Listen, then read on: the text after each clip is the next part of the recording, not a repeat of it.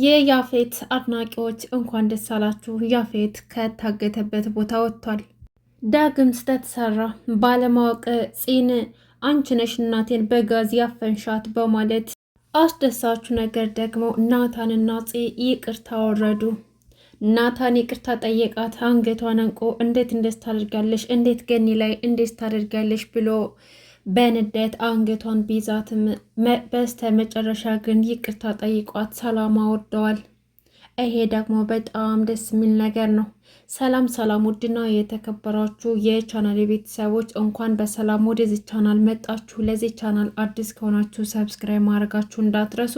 ተወዳጁ ሐረግ ድራማ እንደቀጠለ ይገኛል። እንግዲህ በዛሬው ክፍል ገንዬ ታፍና በጋዝ ታፍና እርዱኝ እያለች ነበር ያለቀው ባለፈው ክፍል። ዛሬ ደግሞ እንግዲህ ዳግም መታጠቢያ ቤት ሄዶ ሲከፍት እናቱ ተዘረራ መሬት ላይ ሲያገኛት በጣም ደንግጦ ነበር። እማዬ ምን ሆነሽ ነው? ለምንድን ነው እንደዚህ ወደሹ? ምን ሆነሽ ነው? እያለ ገንዬ ሊቀሰቅሳት ሞክሮ ገንዬም ከወደቀችበት ተነሳችና እንዴት እንደሆነችና ምን እንዳጋጠማት አንድ በአንድ ለዳግም ነገረችው።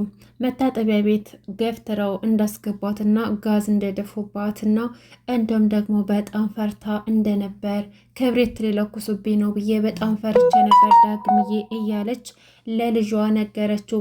ዳግምም እንግዲህ ማንም ሰው ሊሆን አይችልም ፂ ትሆናለች ብሎ ስለወሰነ ፂ ላይ እርምጃ ለመውሰድ ወስኗል። እንደምንም ብሎ እናቱን ወደ ሳሎን ያመጣና አለቅሽም ፂ፣ እስከ ዛሬ ድረስ ስታገስሽ ኖራለሁ፣ አሁን ግን አለቅሽም፣ እሰራልሻለሁ እያለ በንዴት እናቱን ካረጋጋት በኋላ ወደ ውጭ ይሄዳል። ናታንም እንግዲህ ገኒ በተደጋጋሚ ስልክ ስለደወለችበት ምን ሆና ይሆን በሰላም ላይሆን ይችላል ብሎ ስልክ ደወለላትና ገኒዬም እና ወደ ቤት እፈልግሃለሁ ትንሽ አሞኛል ብላ ነገረችው። ናታንም እንግዲህ ኤፍራታን በመያዝ ወደ ቤት ይሄዳልና ምን እንደተፈጠረ ለማጣራት ይሞክራል። እዛም ከደረሰ በኋላ ገንዬና ፂ ሲጨቃጨቁ ነበር። ምንናችሁ ነው? ምንድነው የተፈጠረው? እያለም ጠየቀ። ገንዬ እንግዲህ አንቺ ልጅ ተጨማለቅሽ፣ እንዴት ታደርጊኛለች? ጭራሽ ልትገሌ ነበር።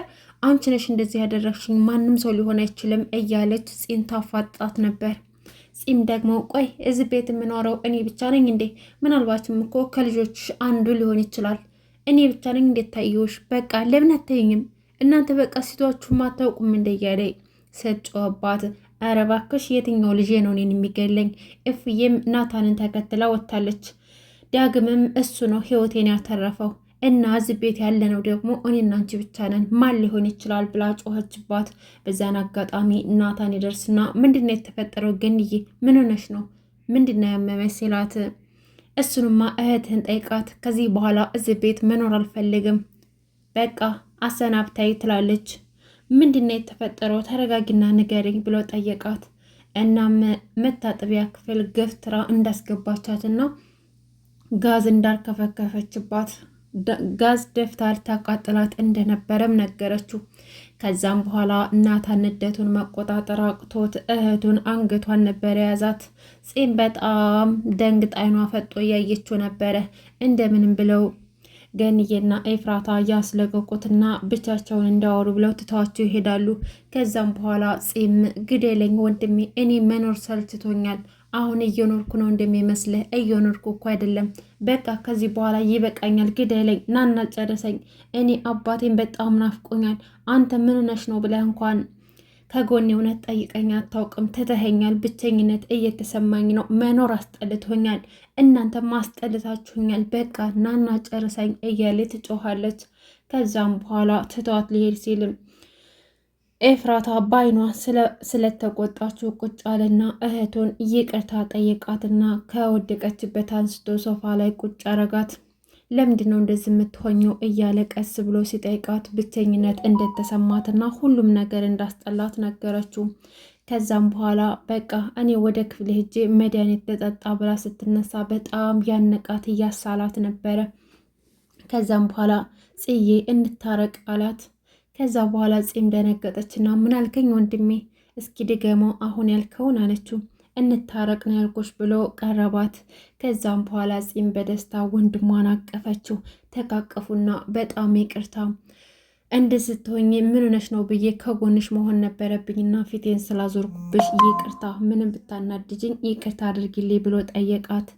ጺም እሺ ወንድሜ፣ ይሄ ነገር እኮ በጣም ናፍቆኝ ነበር፣ በጣም ናፍቀህ ነበረ፣ ከምንም በላይ በጣም ናፍቀህ ነበር ብላ ወንድሟን አቀፈችው። እሱም ሁለተኛ እንደዛ እንደማያደርግና እሷም ደግሞ ከዚህ በላይ ማስቸገር እንደሌለባትና ሁሉን ነገር በቃ አምና መቀበል እንዳለባት ነገራት። እሺ አላትና ገንዬና ኤፍራታ ተቃቅፈው ሲያዋቸው በጣም ደስ አላቸው።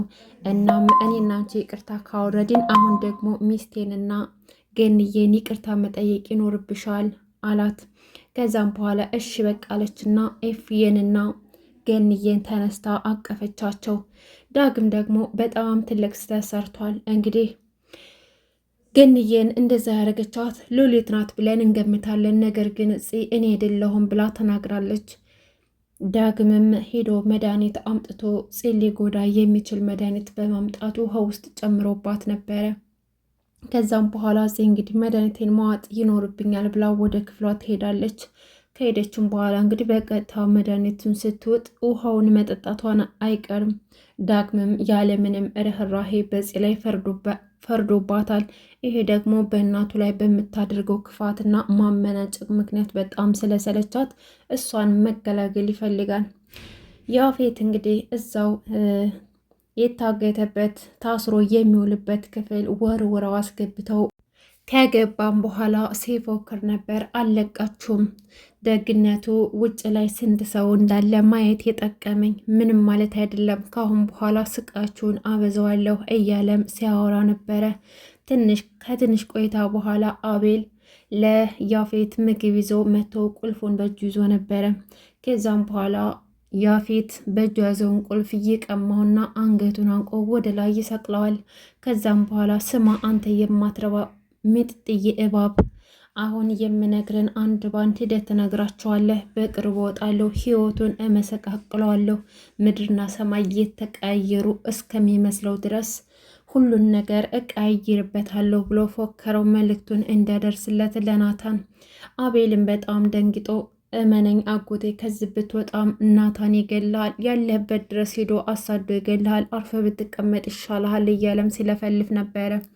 ያፌትም ቋጥሮት የመጣውን ምግብ በእጁ አፈፍ አደረገና አፍ ውስጥ ይሞላበታል። አንተ ውሻ ስማኝ፣ የምነግርህን እችን ያልኩን ቃል በቃል ሂደህ ለናታን ትነግረዋለህ። ደግሞ ለናይፍን መልእክት ታደርስልኛለህ። እንዴት ብዬ የኔን ንግስት እንደ ሐውልት እቤቴ እንደማስቀምጣት አሳየዋለሁኝ። ህይወቱን እመሰቃቅለዋለሁኝ ማመን እስከሚያቅተው ድረስ ይልና አቤልን ካሰቃየው በኋላ እዛው ያለበት ቁልፉን ቀምቶ ካለበት ክፍል አምልጦ ይወጣና አቤልን ይዘጋበታል። ከዛም በኋላ አቤል አማራጭ የለውም፣ እዛው ሆኖ በሩን ከመደብደብ ውጭና ክፈቱልኝ ከማለት ውጭ ምንም አማራጭ አልነበረውም። ስልክ ቢደውልም ሊሰራለት አልቻለም፣ ይጣራል። እሱ ግን ያፌት ግን ካለበት ተሰውሯል። እናም ናታን ከዚህ በኋላ ምንድነው የሚበጀው? ያፌት ከታገተበት ቦታ አምልጦ ወጥቷል። መጨረሻውስ ምንም ይሆናል ይመስላችኋል?